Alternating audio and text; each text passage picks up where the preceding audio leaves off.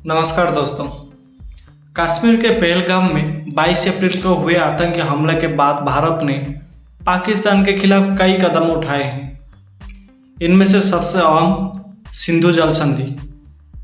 सिंधु जल संधि को निलंबित करने का फैसला है। भारत के इस फैसले के बाद पाकिस्तान में उबाल देखने को मिला है। पाकिस्तान के मंत्री हनीफ अब्बासी ने सिंधु में पानी रोकने पर परमाणु युद्ध की बात कही है। वहीं पाकिस्तान पीपुल्स पार्टी उनके जो बिलावल भुट्टो जरदारी ने धमकी भरे लहज में यहाँ तक कह दिया कि या तो सिंध में पानी बहेगा या फिर भारतीयों का खून बहेगा। ऐसे में दोस्तों सवाल उठता है कि पाकिस्तान में इस मुद्दे पर इतनी बौखलाहट क्यों दिखी है। दरअसल इसकी दो बड़ी अहम वजह है। इनमें से एक आर्थिक और दूसरी मनोवैज्ञानिक। भारत और पाकिस्तान ने 1960 में विश्व बैंक की मध्यस्थता से सिंधु जल संधि पर हस्ताक्षर किए थे। इसी डील का मकसद सिंधु और उसकी सहायक नदियों के पानी को दोनों देशों के बीच बांटना है।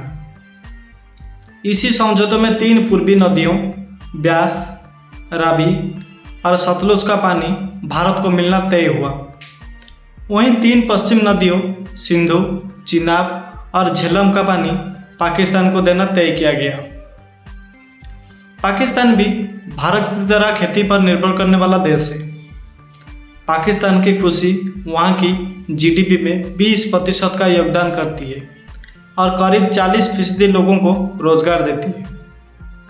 पाकिस्तान में गेहूँ, चावल और कपास की खेती बड़ी पैमाने पर होती है। इसी खेती के लिए करीब 80% तक सिंचाई भारत से आने वाली नदियों के पानी से होती है। ऐसे में भारत ने पानी रोका तो ये सीधे तौर पर पाकिस्तान की खेती के लिए मुश्किल खड़ा करेगा। इससे पूरे देश में खाद्यान्न का भारी संकट पैदा हो जाएगा। पाकिस्तान के तरबेला और मंगला जैसे बांध पनबिजली बनाने के लिए सिंधु नदी के पानी पर निर्भर है। सिंधु में पानी की कमी से पाकिस्तान में अनाज के साथ साथ ऊर्जा का संकट भी बढ़ जाएगा। पाकिस्तान पहले ही बिजली की कमी का सामना कर रहा है। ऐसे में पानी रुकने से ये समस्या और बढ़ेगी। इससे पाकिस्तान में आर्थिक गतिविधियां रुक जाएंगी और देश की अर्थव्यवस्था को चोट लगेगी। पाकिस्तान में पहले ही आर्थिक संकट है तो किसी नई चोट से देश के दिवालिया होने का भी अंदेशा है। सिंधु जल समझौता के टूटने का पाकिस्तान पर दूसरा बड़ा असर मनोवैज्ञानिक ही होगा। रिपोर्ट की माने तो सूत्रों ने कहा कि पाकिस्तानी जानते हैं कि संधि पूरी तरह खत्म नहीं हुई है, लेकिन निलंबन की वजह से भारत को पानी छोड़ते समय बताना नहीं होगा। भारत अब अपनी मर्जी से पानी छोड़ा या रोक सकता है। इससे पाकिस्तान को हमेशा एक डर बना रहेगा कि कुछ होने वाला है। पाकिस्तान में मनोवैज्ञानिक तौर पर एक अंदेशा रहेगा कि कभी ज़्यादा पानी वहाँ बाढ़ लाएगा तो कभी उनको सूखे का सामना करना पड़ सकता है। पहलगाम हमले के बाद पूरी दुनिया भारत के अगले कदम के इंतजार में है। पाकिस्तान जिस तरह चीन, रूस और ब्रिटेन आदि से गुहार लगा रहा है, उसका सीधा सीधा मतलब ये है कि वो डरा हुआ है। भारत और पाकिस्तान में चल रही उठापटक पर ध्यान दे तो ऐसा लग रहा है कि भारत किसी भी सूरत में पाकिस्तान पर हमला कर सकता है। ऐसी धारणा क्यों बन रही है? इसके कई कारण हैं जो राजनीतिक, सैन्य, राजनयिक और सामाजिक कारकों से जुड़े हैं। हाल ही में सोशल मीडिया पर दोनों देशों की तरफ से दुष्ट प्रचार भी युद्ध का ही एक हिस्सा है। ऐसी खबरें चल रही है कि पोक के होटियानवाला जिले में झेलम नदी के जलस्तर में अचानक वृद्धि के कारण पाकिस्तान ने यहाँ जल आपातकाल घोषित कर दिया है।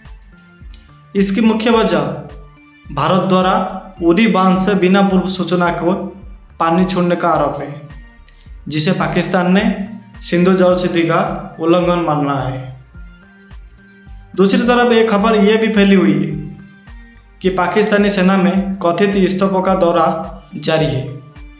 इन खबरों में दावा किया गया है कि पहलगाम आतंकी हमले के बाद भारत के साथ बढ़ते तनाव के बीच पाकिस्तानी सेना में बड़े पैमाने पर इस्तीफे हो रहे हैं। पर इन सब बातों के बीच कुछ ऐसी घटनाएं भी है जो सीधे तौर पर इशारा कर रही है कि आने वाले कुछ दिनों में कुछ बड़ा होने वाला है। नई दिल्ली में राजनीतिक और कूटनीतिक सरगर्मियां भी तेज हो गई है। ऐसी संभावना बनती दिख रही है जैसे कि कुछ बड़ा होने वाला है। दोस्तों, सोमवार को रक्षा मंत्री राजनाथ सिंह ने सबसे पहले आर्मी चीफ से लंबी मुलाकात की है। उसके बाद रक्षा मंत्री राजनाथ सिंह लोक कल्याण मार्ग प्रधानमंत्री आवास पहुंचे और वहां पीएम नरेंद्र मोदी को ताज़ा हालात के बारे में अपडेट दिया है। रक्षा मंत्री सिंह ने प्रधानमंत्री मोदी के साथ बैठक भी की है और पहलगाम में चल रहे ऑपरेशन और स्थिति की जानकारी भी दी है। पहलगाम हमले के बाद प्रधानमंत्री मोदी का बेहद सख्त रुख देखा जा रहा है। ऐसे में पूरी दुनिया में ये चर्चा है कि कुछ बड़ा होने वाला है और भारत आतंकियों को मुंह तोड़ जवाब देने वाला है। पाकिस्तानी अखबार ट्रिब्यून के अनुसार पाकिस्तान के पूर्व प्रधानमंत्री नवाज शरीफ ने अपने छोटे भाई और वर्तमान प्रधानमंत्री शाहबाज शरीफ को सलाह दी है कि वो भारत से युद्ध के बारे में ना सोचे, बल्कि डिप्लोमेसी का सहारा लें ताकि भारत और पाकिस्तान के बीच तनाव को कम किया जा सके। हालांकि इससे पहले शाहबाज शरीफ ने धमकी भरे लफ्ज में कहा कि पाकिस्तान भारत को मुंह तोड़ जवाब देने के लिए तैयारी है। नवाज शरीफ की तरह पाकिस्तानी सरकार में बैठे मंत्रियों की जिस तरह की बयानबाजी सामने आ रही है, उसे देखकर यही लगता है कि वो बुरी तरह से डरे हुए हैं। पाकिस्तान के गृह मंत्री ने प्रेस कॉन्फ्रेंस करके कहा था कि सिंधु का पानी रोके जाने को पाकिस्तान बर्दाश्त हरगिज़ नहीं करेगा और इसे युद्ध का ऐलान माना जाएगा। उन्होंने कहा कि भारत अगर कोई कदम उठाता है तो पाकिस्तान युद्ध के लिए तैयार है। पाकिस्तानी गृह मंत्री मोहसिन नकवी ने कहा था कि भारत ने कोई भी कदम उठाया तो पाकिस्तान युद्ध के लिए तैयार है। पाकिस्तान के पूर्व विदेश मंत्री और पाकिस्तानी राष्ट्रपति नासिफ अली जरदारी के बेटे बिलावल भुट्टो ने भी भारत को बड़ी धमकी दी है। उन्होंने सिंधु जल संधि को निलंबित करने को लेकर कहा कि यह भारत की एक तरफा कार्रवाई है। भुट्टो ने कहा, सिंधु दरिया हमारा है और हमारा ही रहेगा। सिंधु में या तो हमारा पानी बहेगा या फिर उनका खून। पाकिस्तान के रक्षा मंत्री ख्वाजा नासिक और रेल मंत्री हनीफ अब्बासी ने यही भी भारत के खिलाफ बयान युद्ध के ऐलान जैसी की है। पाकिस्तानी रेल मंत्री हनीफ अब्बासी ने रावलपिंडी में एक प्रेस कॉन्फ्रेंस में भारत को परमाणु बम की धमकी दी थी। उन्होंने कहा था कि हमारी सभी मिसाइलों का रुख भारत की ओर से है, मतलब भारत की ओर है। अगर भारत ने कोई दुस्साहस किया तो उसे इसका खामियाजा भुगतना पड़ेगा। हमारे पास दुनिया का सबसे शक्तिशाली परमाणु बम है। हमने गोरी, शाहीन, गजनवी जैसी मिसाइल और 130 परमाणु बम सिर्फ भारत के लिए रखे हैं। दोस्तों, 24-25 अप्रैल को भारत ने ट्री सर्विस युद्धाभ्यास शुरू किया, जिसमें भारतीय वायुसेना, थल सेना और नौसेना ने हिस्सा लिया। यह अभ्यास देश के विभिन्न हिस्सों, विशेष रूप से जम्मू कश्मीर और अरब सागर में आयोजित किए गए। वायुसेना के युद्धाभ्यास में राफेल, सुखाई थाटी और अन्य लड़ाकू विमानों ने पहाड़ी और जमीनी लक्ष्यों पर हमले का अभ्यास भी किया है। यह अभ्यास कई एयरबेस पर आयोजित हुआ और इसका उद्देश्य युद्ध की स्थिति में त्वरित और सटीक हमला करने की क्षमता को परखना था। भारतीय नौसेना ने अरब सागर में INS सूरत के साथ मध्यम दूरी की सतह से हवा मिसाइल का सफल परीक्षण किया। यह अभ्यास उसी समय हुआ जब पाकिस्तान ने अरब सागर में सतह से सतह मिसाइल परीक्षण की नो टर्म जारी की थी। सेना प्रमुख जनरल उपेंद्र द्विवेदी ने पहलगाम का दौरा करके सुरक्षा व्यवस्था की समीक्षा की है, जो सैन्य तैयारियों का हिस्सा माना जा रहा है। ये युद्धाभ्यास भारत और भारत का पाकिस्तान को कड़ा संदेश देने का प्रयास था। खासकर तब जब भारत ने हमले के लिए पाकिस्तान समर्थित आतंकी समूह जैसे कि द रेपरेटिव फ्रंट व TRF और लश्कर-ए-तैयबा को जिम्मेदार ठहराया है। उधर दोस्तों खबर ये भी आ रही है कि पाकिस्तान की वायुसेना ने भी युद्धाभ्यास शुरू किया है। कुछ पत्रकारों के ट्वीट को अगर सही माने तो तुर्की से कुछ लड़ाकू विमान पाकिस्तान आए हैं। पाकिस्तानी सेना ने लोग के साथ अपनी तैनात बढ़ाई है और कई स्थानों पर छोटी हथियारों से भी गोलाबारी शुरू की है।